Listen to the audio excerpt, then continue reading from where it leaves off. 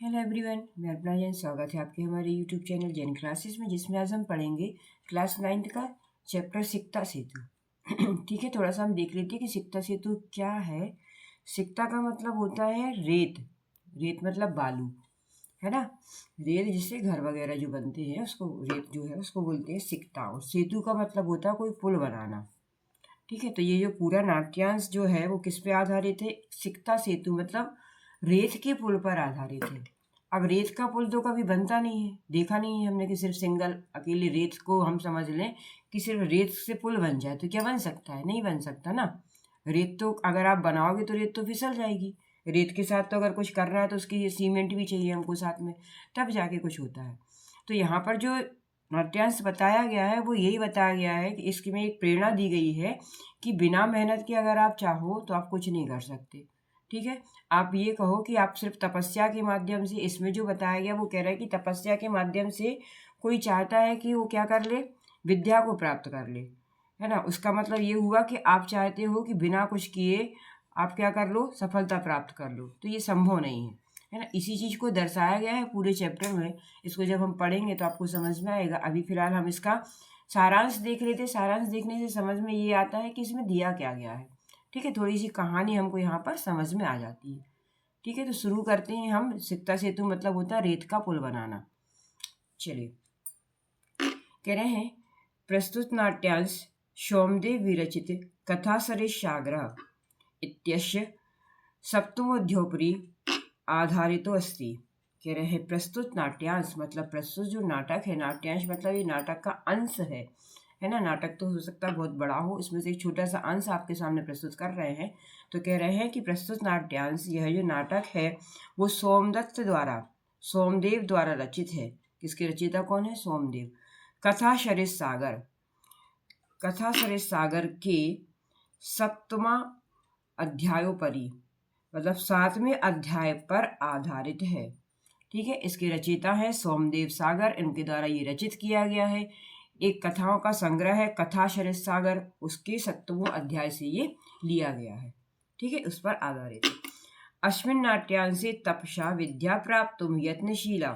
अब कह रहे हैं इस नाटक में तपस्या के द्वारा विद्या प्राप्त करने के लिए यत्नशील कश्चित तपोदत्त नामक कुमार चित्रित अस्ति। अब इस नाटक में क्या चित्रण किया गया है? तपोदत्त नाम का एक कौन है? राजकुमार है। वो क्या कर रहे हैं कि वो चाहते हैं कि विद्या को कैसे प्राप्त कर लें, तो कह रहे हैं तपस्या के द्वारा, है ना। तो इस नाटक में तपस्या के द्वारा विद्या को प्राप्त करने में प्रयत्नशील मतलब लगा हुआ है। कौन लगा हुआ है?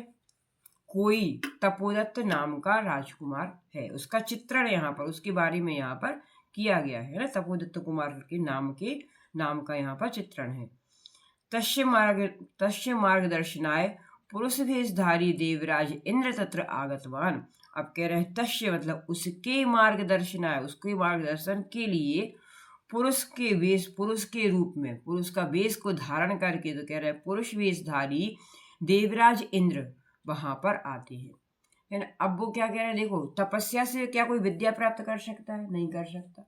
जैसे कि रेत पर पुल बनाना संभव नहीं है, उसी तरह से कह रहे हैं कि विद्या को प्राप्त करने के लिए क्या संभव नहीं है? तपस्या संभव नहीं है। तपस्या नहीं करना है विद्या को प्राप्त करने के लिए, स्कूल जाना पड़ेगा आपको, गुरुकुल जाना पड़ेगा, है ना। तो अब उसने तो पहले पढ़ा नहीं, अब जब उसने पहले पढ़ा नहीं, अब उसको लगा कि यार हमको विद्या प्राप्त होने मतलब आना चाहिए कुछ हमको, तो उसने क्या किया, वो सोच रहा हम तपस्या करके विद्या को प्राप्त कर ले, तो ये संभव नहीं है। तो उसी को समझाने के लिए, उसी को सही दिशा दिखाने के लिए, मार्गदर्शन करने के लिए क्या हो रहा है, देवराज इंद्र किसका रूप धारण करते आते हैं? पुरुष वेश में, पुरुष सामान्य पुरुष में आते हैं। ठीक है, वहां पर पहुंचते हैं। तत्र आगत्य देवराज, वहां आकर देवराज मतलब इंद्र सिक्ता भी मतलब होता रेत से, सेतु निर्माणार्थम प्रयत्यते मतलब रेत से सेतु निर्माण करने का प्रयास करते हैं। क्या का प्रयास कर रहे हैं? रेत से सेतु निर्माण, सेतु मतलब पुल बनाने का प्रयास कर रहे हैं। एतद् दृष्ट्वा टपुदत्त प्रसहन वदति किमर्थ भो। एतद् दृष्ट्वा ऐसा देख कर, देखो इसमें तो प्रत्यय लगा है ना, देख कर, इसका मीनिंग लिखा कर या करके, तो कह रहे हैं ऐसा देख कर तपोदत्त, कौन आता है वहां पर? तपोदत्त प्रहसन हंसते हुए बोला, किमर्थम भो, क्या कर रहे हो आप? किमर्थम भो, किमर्थम मतलब क्या कर रहे भो मतलब आप क्या कर रहे हैं आप? बालू का भी जलबंधम निर्मासी, बालू का भी मतलब बालू मतलब रेत से भी क्या कर रहे हैं आप? पुल का निर्माण करना चाहते हैं। जलबंधम, जल को बांधने के लिए पुल क्यों बनाए जाते हैं? ताकि जल को बांध सके। तो कह रहे हैं बालू का भी रेत से या रेत के द्वारा, तृतीय विभक्ति लगी है तो कह रहे हैं रेत के द्वारा जलबंधम निर्मासी, पुल का निर्माण कर रहे हो।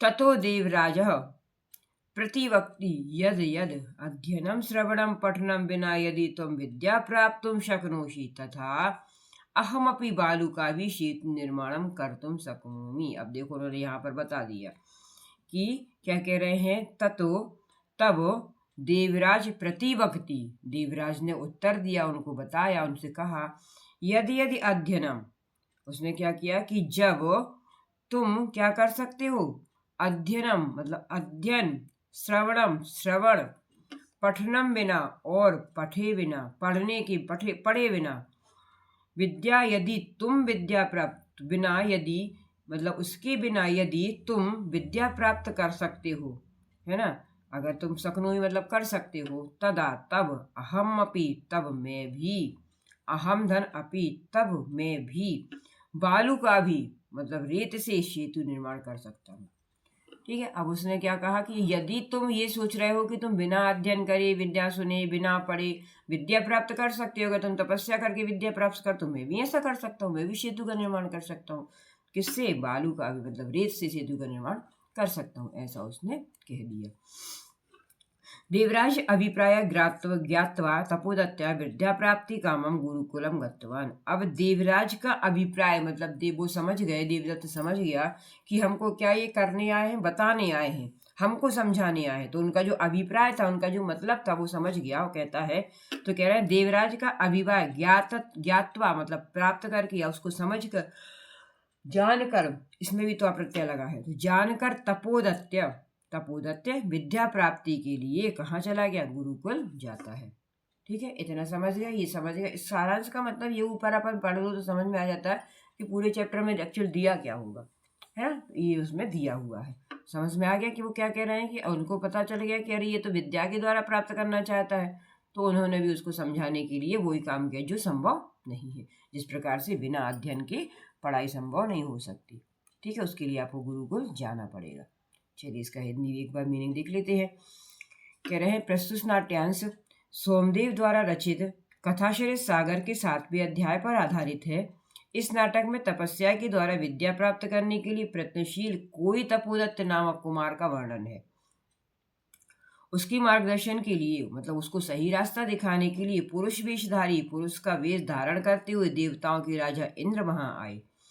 वहां आकर देवराज रेत से पुल बनाने का प्रयत्न करने लगे। यह देखकर तपोदत्त हंसते हुए बोला, आप क्या कर रहे हो? रेत से पुल का निर्माण? तब देवराज ने उत्तर दिया कि जब अध्ययन, श्रवण और पढ़े बिना तुम विद्या प्राप्त कर सकते हो, तो मैं भी रेत से पुल का निर्माण कर सकता हूँ। देवराज का अभिप्राय जानकर तपोदत्त विद्या प्राप्ति के लिए गुरुकुल जाता है। ठीक है, अब यहाँ से यहाँ पर नाटक क्या होता है, शुरू होता है। अब हम देखते हैं कि क्या है इस नाटक में। चलिए, ततः प्रविशति तपस्या रतः तपोदत्त, ततः मतलब तब, प्रतिविशति तपस्या में लीन तपोदत्त क्या करता है? प्रतिवशति मतलब प्रवेश करता है। अब कौन आ गया? देखो, एक नाटक का पूरा सीन चल रहा है, क्योंकि ये नाट्यांश है। नाट्यांश के लिए आपको क्या आ सकता है? एक पैराग्राफ आ सकता है, उसके अनुसार आपको क्वेश्चन आंसर आएंगे। ठीक है, 9th और 10th क्लास दोनों में, है ना। तो अब हम समझ लेते हैं उसको। आप इमेजिन कीजिए कि एक क्या चल रहा है, एक नाट्यांश, नाटक का एक दृश्य चल रहा है, जिसमें क्या है, तपोदत्त है और कौन है साथ में? पुरुष है। अभी तपोदत्त की बात हो रही है, तो अब तपोदत्त अंदर आ गया, प्रवेश कर गया उसमें। तो अब तपोदत्त सोच रहा है, अह अस्मिन तपोदत्त, अहम अस्मि, मैं तपोदत्त हूँ, है ना। इसको विच्छेद कर देंगे तो क्या हो जाएगा? अहम और अस्मि, मैं तपोदत्त हूँ। बाल्ये पित्त चरणई क्लेशमानोपि विद्या नाधीत मानस्मि। अब क्या कह रहा है कि बचपन में, बाल्य मतलब बचपन में, पितृचरणई पिता के द्वारा, क्लेशमानोपि डांटे जाने पर भी, क्लेश मतलब होता है डांटने पर या मारने पर या उनको किसी प्रकार के समझाने के बाद भी कह रहा है, तो कह रहा है क्लेशमानः अपि मतलब डांटने के बाद भी विद्या विद्या न अधीतवान, इसको हम संधि विच्छेद कर देंगे तो क्या बन जाएगा, न प्लस अधीत, यहां से हम निकालेंगे तो आज ये जो है ना अवग्रह, ये क्या है अवग्रह, क्या का चिन्ह होता है, किसका होता है, आ का होता है, तो कह रहा है अधीतवान, और यहां पर अश्मी,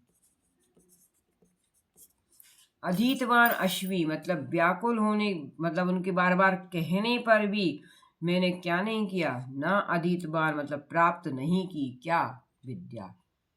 मतलब कह रहे हैं पिता चरणे क्लेश मानोपी, बार बार पिता के कहने पर भी, बार बार उनके डांटने पर भी मैंने क्या नहीं किया, विद्या को प्राप्त नहीं किया, अधीतवान मतलब प्राप्त नहीं किया, इसको हम करेंगे तो क्या हो जाएगा, क्लेश मानह, ये जो ओ है वो क्या बन जाएगा, विसर्ग बन जाएगा और शब्द बन जाएगा अपी, क्लेश मानोपी, है ना, मतलब बार बार उनके कहने पर भी मैंने क्या नहीं किया, विद्या को प्राप्त नहीं किया, विद्या प्राप्त करने नहीं गया।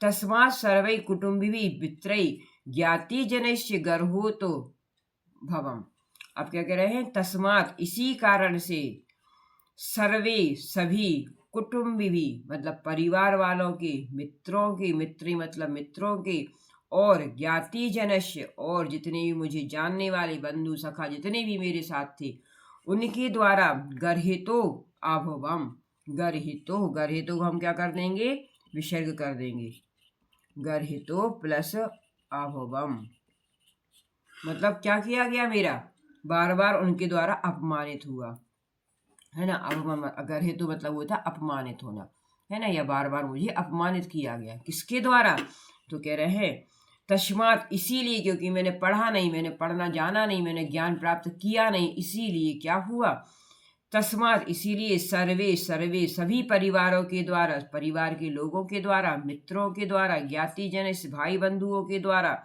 क्या किया गया, मेरा अपमान किया गया, सब में देखो तृतीय विभक्ति लगी है ना, के द्वारा, ठीक।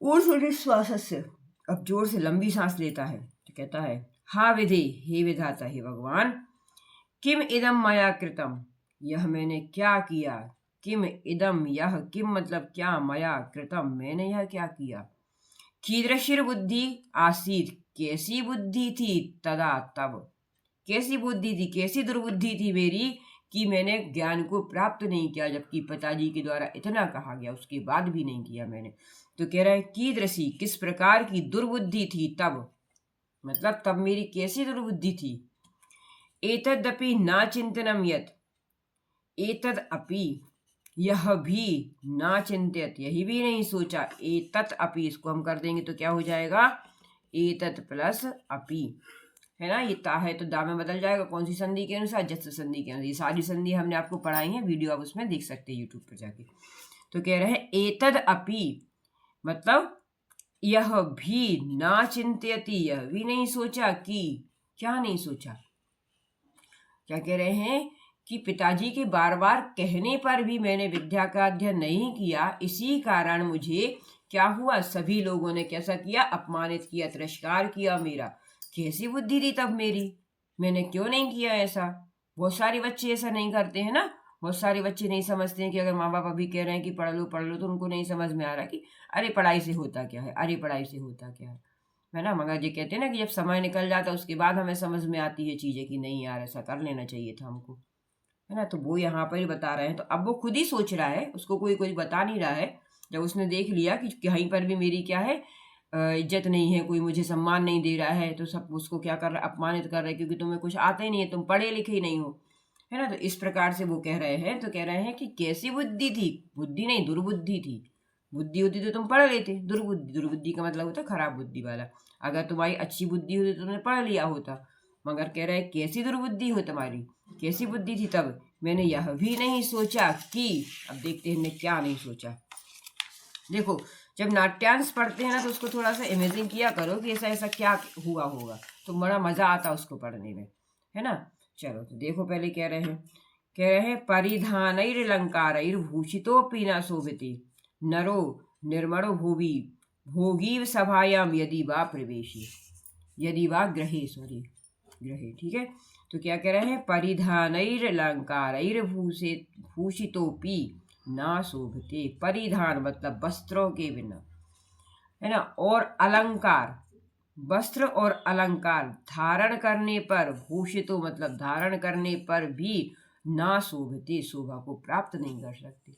अभी अब जब उसका अन्वय करेंगे तो हम आपको उसके अनुसार बताएंगे। अभी आप इतना देखो जो ऊपर लिखा हुआ है। तो परिधानैर, अब देखो हम इसकी संधि विच्छेद कर रहे हैं। आप लोग जब पढ़ा करो ना तो थोड़ा सा क्या किया करो, एक कॉपी लेके बैठा करो। ये देखो सब चीजें जो हम आपको बता रहे हैं, संधि, ये सब चीजें आपको आएंगी। वो तो एक इतना पैराग्राफ दे देंगे, उसमें से आपसे कुछ भी पूछ सकते हैं, है ना। ये नहीं कह रहे कि वो सीधा सीधा आपको दे देंगे, तो उसमें से आपसे संधि भी पूछ सकते हैं, कोई समास भी पूछ सकते हैं, कुछ भी करो, कोई क्वेश्चन भी दे सकते हैं, है ना। तो हमें सब कुछ आना चाहिए उस टाइम तक। इसका हम संधि विच्छेद करेंगे तो क्या हो जाएगा, परिधानैः, ठीक है।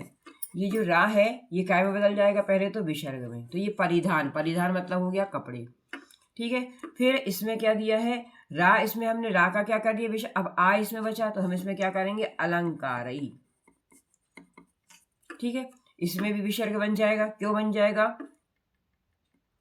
क्योंकि यहाँ पर जो रा की रेफ लगी है वो भी विसर्ग है, तो बन जाएगा यहाँ पर। फिर कह रहा है आभूषितो, अभी आभूषितः, इसमें क्या हो जाएगा, आभूषितः अपि, समझ गए। ये इसकी संधि हो जाएगी। देखो इसमें रा था तो हमने इसमें रा को अलंकार कर दिया, विसर्ग लगा दिया, रा विसर्ग बन गया, है ना। ये हम आपको बहुत बार बता चुके हैं कि जहां पर भी रा हो, सा हो, ओ हो, वहां पर विसर्ग हो जाता है, ठीक है। तो यहाँ पर क्या हो गया, रत्व संधि के नियम के अनुसार ये रा बदल गया विसर्ग में। इसका जो आ बचा, क्योंकि रा यहाँ पूरा है तो आ बच जाएगा, तो आ को हमने इसमें जोड़ दिया तो शब्द बन गया अलंकार ही। अब इस रा का हमने विसर्ग कर दिया, ठीक है।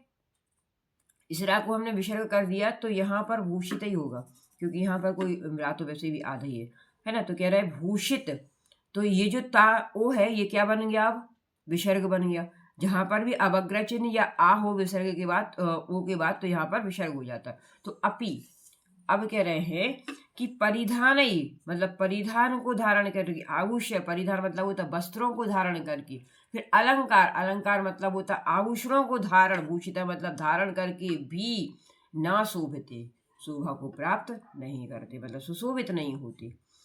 नरो निर्मणि भोगी, जैसे कह रहे हैं नरो निर्मणि, निर्मणि, निर मतलब मणि के बिना, मणि के बिना भोगी नरह, नरो मतलब होता है सांप, कह रहे हैं सांप, जैसे कि सांप बिना बिना मणि के, कह रहे हैं जैसे बिना मणि के सांप क्या करता है, सभायाम मनुष्य सभा में यदि घर पर, तो कह रहे हैं जिस प्रकार की सांप क्या करता है बिना मणि के सुशोभित नहीं होता, है ना। क्योंकि सांप मणि वाले सांपों की ज्यादा उनको वो क्या करते हैं, मतलब जिससे भी सांप के पास मणि होती है वो क्या होता है, सुशोभित हो। तो कह रहे हैं जिस प्रकार बिना मणि के, निर्मणि मतलब बिना मणि के वो सांप सुशोभित नहीं होता, सभायाम यदि वाग्रह, सभा में या घर में कहीं पर भी, है ना। उसी प्रकार से मनुष्य भी सुशोभित नहीं होता, कैसा, बिना बुद्धि के, चाहे उसके पास कितने ही सुंदर आभूषण क्यों ना हो, चाहे वो कितने ही सुंदर वस्त्र क्यों ना पहन ले। अब देखो एक पढ़ा लिखा व्यक्ति हो, यदि वो किसी सभा में बैठा हो और एक अनपढ़ व्यक्ति बैठा हो, तो किसको ज्यादा मान्यता दी जाएगी, किसका ज्यादा सम्मान किया जाएगा, पढ़े लिखे का किया। जब बड़े जो बिना पढ़े लिखे वो कितना भी सुंदर क्यों ना लग रहा, कितनी सुंदर वस्त्र पहना है, बहुत गहने पहन ले, कुछ भी कर ले, मगर सुंदर, उसकी मान्यता किसको दी जाएगी, सम्मान किसको दिया जाएगा, जो पढ़ा लिखा है ना।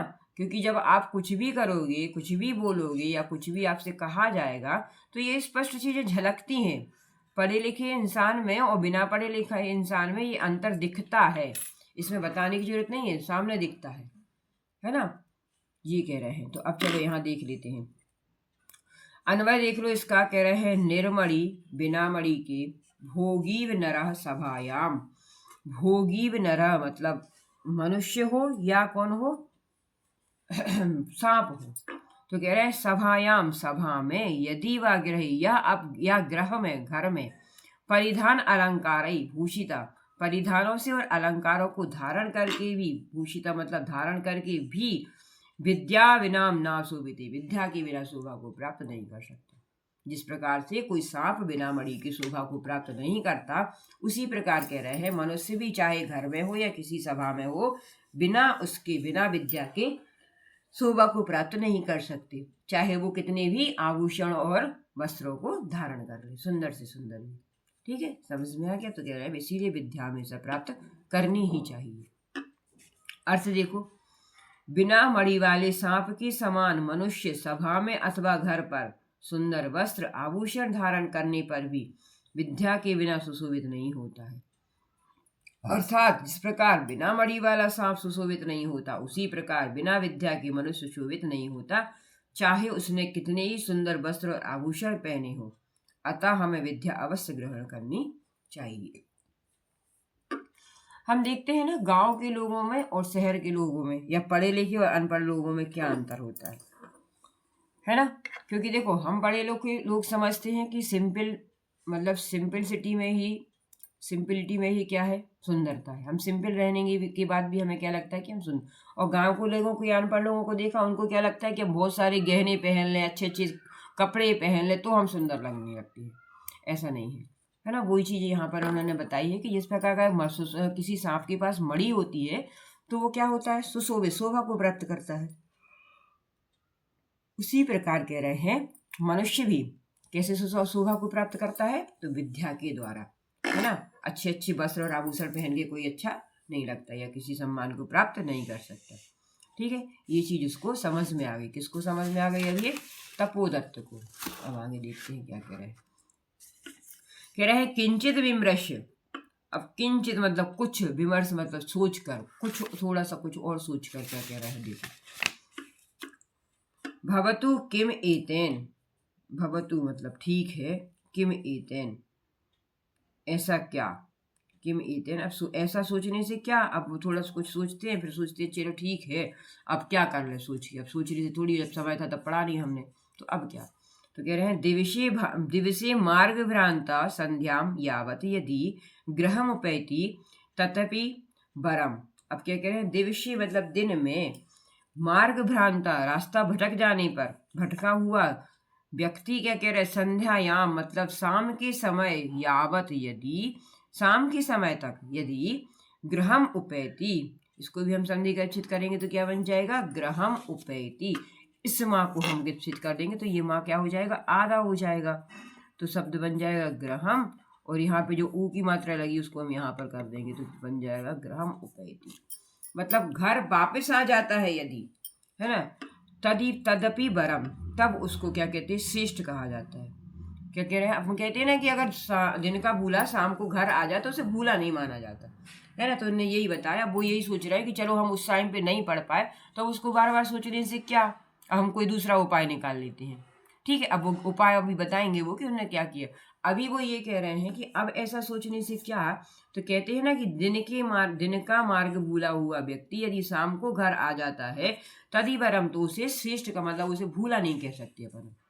तुम शाम को कम से कम, चलो दिन में भूल गए तो शाम को तो घर आ गए, है ना? तो वो यही कह रहे हैं।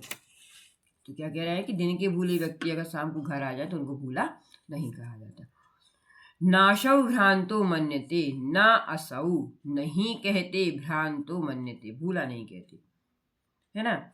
यदि शाम को भी घर आ गए तो वो भी अच्छा है, तो तुम्हें भूला नहीं कहा जाएगा। तो कह रहे हैं ना असौ, ना मतलब ना, असौ मतलब यह नहीं, यह भ्रांतु मन्यते, उनको भ्रांत मतलब उसको भटका हुआ नहीं माना जाता।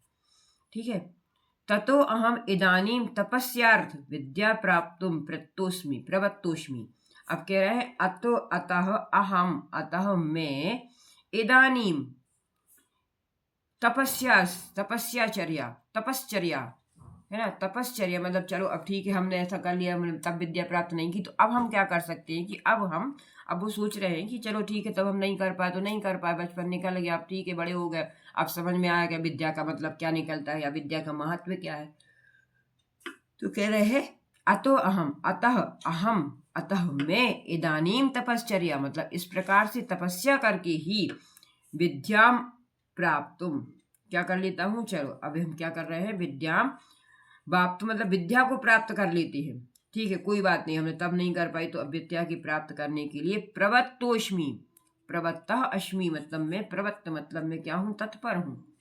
किस चीज के लिए, विद्या को। अब इनको इतनी जल्दी है कि वो सोच रहे हैं चलो स्कूल स्कूल कौन जा रहा, अब तो हम सीधा क्या कर रहे हैं, थोड़ी तपस्या कर ले रहे और विद्या को प्राप्त कर ले रहे हैं। ठीक है, तो इस प्रकार से अब वो क्या है, आतुर हो रहे हैं, व्याकुल हो रहे हैं कि चलो अब हम ऐसा कर लेते। तो प्रवत्तो, प्रवत्तो मतलब तत्पर हूँ, है ना। जलोच्छलन ध्वनि श्रूयते, जल की उच्छलन की मतलब जल की मतलब पानी की उच्छलन, उच्छलन मतलब होता उछलने की, क्या कर रहे हैं, ध्वनि को सुनता है।